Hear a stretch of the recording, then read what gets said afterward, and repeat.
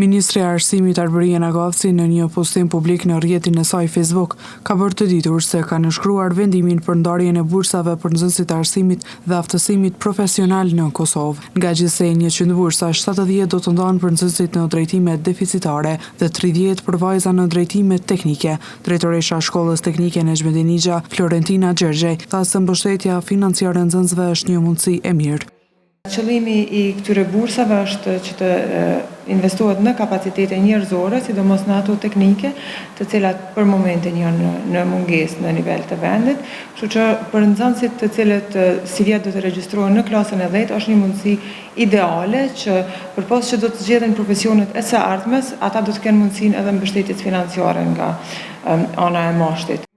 Nxënësit që mund të përfitojnë sipas drejtoreshës Gjergjej kryesisht do të jenë nga profili automekanik. Në shkollën tonë aktualisht, nxënësit që përfitojnë, ata që do të regjistrohen këtë vit në klasën e 10, e kanë mundësinë që të përfitojnë nga kjo bursë në profilin automekanik, ndërsa nëse fillojmë me programe të reja, atëherë mundësinë do ta kenë edhe zhvilluesit e aplikacioneve softverike. Kjo do të varet nga miratimi i kërkesës për kurrikulat e reja nga mashti, për të cilat do të aplikojmë besoj diku në maj. Drejtoresha Gjergjej gjithashtu tha se përmes këtyre vendimeve synohet të rritet edhe interesimi i vajzave për profile të caktuara. Janë disa specifike, mirë po për shembull në këto drejtime që bëhet thirrja aktualisht nuk ka të interesuar për vajza.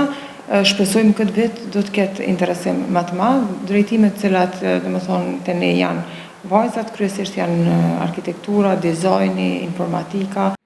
Vlera e bursës për një nxënës është 500 euro për një vit shkollor, kështu kanë bërë të ditur nga Ministria e Arsimit, Shkencës, Teknologjisë dhe Inovacionit.